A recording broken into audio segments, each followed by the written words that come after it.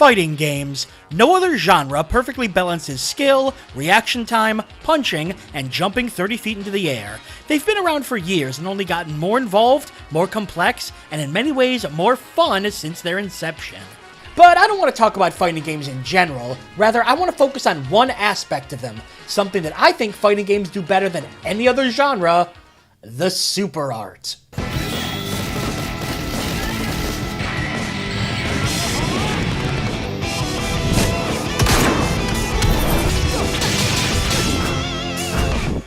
Super arts. Incredibly powerful special attacks that devastate your opponent, usually at the cost of one or more power bars. You take a fighting game and there will be super arts in it. They're not just a staple of fighting games. Games without them just feel wrong. But it wasn't always like that in fighting games. So before we talk about the art of the super art, let's take a look back at the history of them, how they've grown, and how they've become such an integral part of a genre. In the beginning, there was nothing. Then a whole bunch of stuff happened, and then fighting games were created. Games such as Karate Champ and Yi Air Kung Fu introduced the world to the idea of fighting games. But that's the problem. They were just fighting. You hit buttons to punch and kick, and that was about the extent of it. It wasn't exactly exciting, but hey, we had to start somewhere. And then a few years later, a little game called Street Fighter came along. And it sucked. Seriously, there's a reason why everyone talks about Street Fighter 2. It's because the first one was terrible, but it did introduce a new mechanic to the genre: special moves. Did you know that Ryu's Hadouken used to take off half a life bar? The more you know. Another couple years would pass before the next big step was taken, but not by Street Fighter. No, we're headed over to SNK and the sequel to their hit fighting game, Fatal Fury 2. This game had a mechanic known as Desperation Moves. If you were under 25% health, you could unleash a massively powerful attack to turn the tide on your opponent. That same year, Mortal Kombat entered the world of fighting games. It introduced its own style of super art, although these came only at the end of matches: the Fatality. And now the video is banned in Australia. Whatever, it was interesting, but still not a super art. The next step came in the form of a super bar, when in 1993, SNK released Samurai Showdown, which featured the POW bar. As you took damage, the gauge would fill, and when completely full, your character would glow red and dish out more damage for a time. And 1 year later, in 1994, it was all put together. Super Street Fighter 2 Turbo introduced the world to the super gauge. As you dished out damage, it would fill up, and when full, you could unleash your super art. This would become the template for super arts, a bar that fills up and a super-powered move being your reward. Not only that, but the super arts introduced in the game would end up becoming staples of the franchise for years to come. Moves such as Ryu's Shinku Hadouken, Guile's Double Flash Kick, and DJ's Who Cares would show up in many, many games to come. The floodgates were open. Soon, every fighting game was adding in their own form of super arts, and the genre had fundamentally changed to add in the new mechanic. So, let's get to the fun stuff, the art of the super art, and take a look at how different franchises handled them. The original Killer Instinct took a rather interesting approach by having 4 different styles of super art: Ultimate, Ultra Combo, Humiliation, and Stage Finishers, all as ways to end matches. For these, there was no super bar. You could only activate them when your opponent's health bar was flashing for a wild and psychotic finish to the match. Incidentally, the Killer Instinct reboot did introduce more standard super arts, known as Shadow Moves. For a piece of your super bar, you can unleash a dramatic, powered-up version of one of your regular moves. Capcom's gothic horror franchise Darkstalkers played around with the super bar, letting you either power up a regular move or spend a full bar on your super art. The supers in this game weren't like Street Fighter. These were grand, epic moves that fit the game's eclectic roster. These moves featured transformations, grabs, underworld clutchy hands, secret packs, dancing mummies, quiz shows, grabbing someone with your ass. Oh god, Darkstalkers was weird. 3D Team Fighter Rival Schools United by Fate showed off team attacks. As you fought in teams of 2, you could spend several power bars to call on your partner to do a powerful attack to cripple your opponent.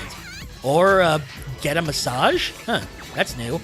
Bloody Roar's power meter wasn't about building to a specific super art, but rather a super transformation. You could use it to turn into your animal form, giving you access to all new moves and specials. It was a game where every single character had a utility super, but more on what that means later. Arc System Works' rock and roll anime fighter Guilty Gear had its own set of wild, ridiculous super arts, but it also added in insta-kill moves. As the name implies, these moves would instantly kill your opponent no matter how much health they had. These moves were completely over the top, sometimes comedic, and always amazing, which pretty much sums up Guilty Gear as a whole. But be careful, if you missed your insta-kill attack, that's it, you only get one attempt per round. Even Mortal Kombat, which had once avoided super arts in favor of fatalities, would come around during its reboot by introducing its own version of super arts called X-ray moves. These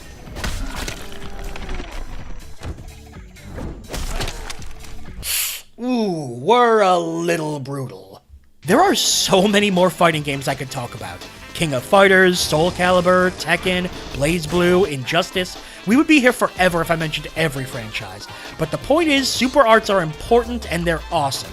So let's go more in depth and discuss the mechanics of the super art. And we'll be using my favorite fighting game ever as an example, Street Fighter III: Third Strike. Let's start by breaking super arts down into 4 categories: direct attack, cinematic attack, grab, and utility. Please keep in mind that these are not official titles. They're pretty much only going to be used in this video. Please consult your local EVO tournament for more details. Direct attack means you throw the move out and no matter what the enemy does, the move is going to be completed. If they're blocking, they're just going to have to keep blocking or at least dodge it. These tend to be multi-hit and damaging, but you need to commit to it when you throw it out, because if you miss, you'll leave yourself open for the duration of the combo. Q's critical combo attack is a great example.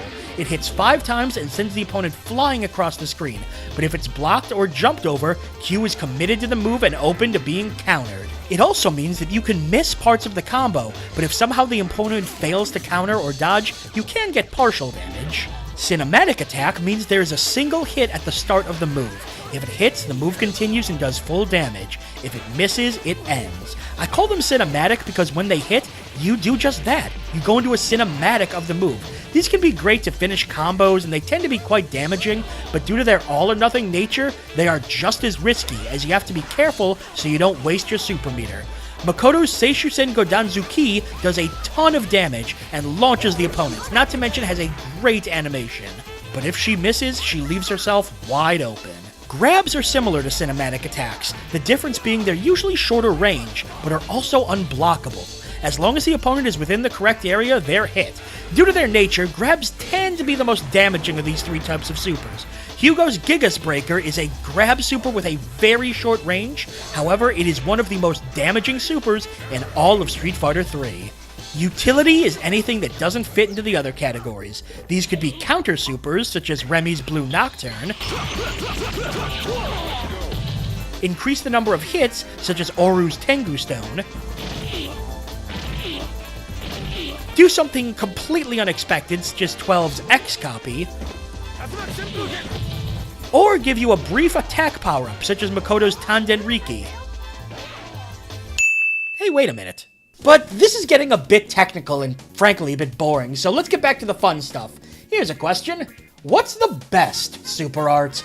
Okay, obviously best is a bit subjective, but there is one super art that has withstood the test of time and appeared in every game the character associated with it has appeared in.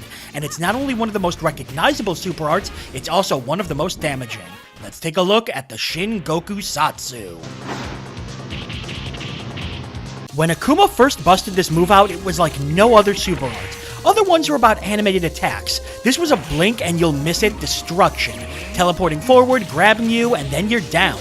And if it kills you, you got a special loss screen. Even the input is unique. Low punch, forward, low kick, high punch. To put it simply, this is completely kickin' rad.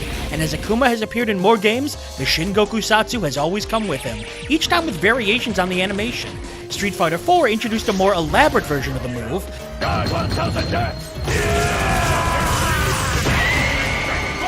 while Marvel vs. Capcom 3 gave the move a massive speed boost. And Street Fighter V removed some of the ambiguity, giving us an idea of what Akuma is doing behind all that.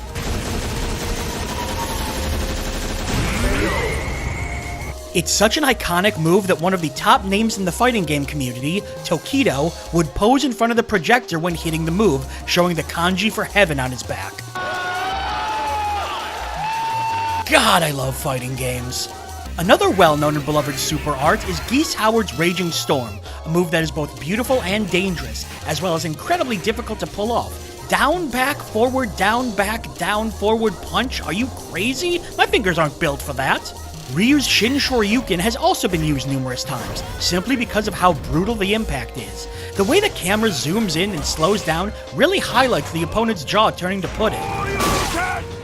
Dimitri's Midnight Bliss from Darkstalkers deserves special mention, because not only does he suck the life from your body, but every single character gets transformed differently. Sasquatch turns into a kid in a costume, Rikuo turns into a mermaid, and Akaris turns into whatever that thing is. God, Darkstalkers was weird. And although it doesn't really qualify as a standard super art, it's worth remembering that Sub-Zero's Spine Rip was reportedly what caused the ESRB rating system to be put into place, so I think it deserves a bit of an honorable mention, and it even got remade years later. Man, that is gratuitous. So there are definitely standouts in the world of super arts, but here's one more question. What game specifically has the best super arts? I mean, Guilty Gear certainly has some flashy and cool super arts, and the X-rays in the new Mortal Kombat game are so spectacularly violent that they certainly stand out. Can't forget about Third Strike, some of the supers there are fantastic, including the definitive Shin Shoryuken. SVC Chaos is a gorgeous game to look at, and the super arts reflect that too. But for my money, there's one game that is head and shoulders above the rest. One game where super arts are just that. Art. Ladies and gentlemen, I give to you Ultimate Marvel vs. Capcom 3.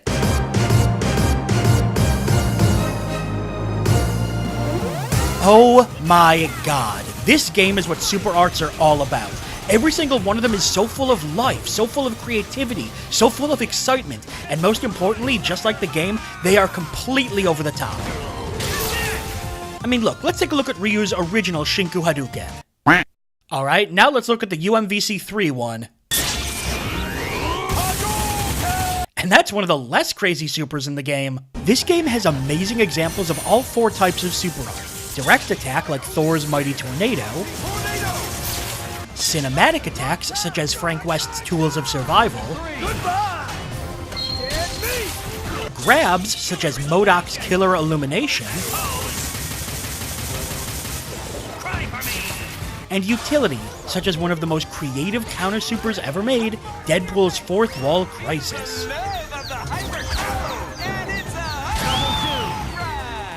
And it's not just the variety of animations, but the variety of effects the supers have. Slowing enemies down, speeding yourself up, counters to attacks, counters to projectiles.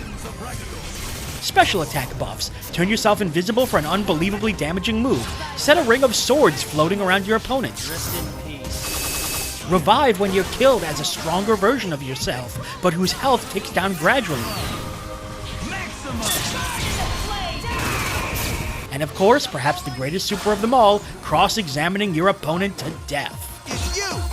Level 2! Alibi, no justice, no treat, no hope! It's time to pay for your crime! Take that!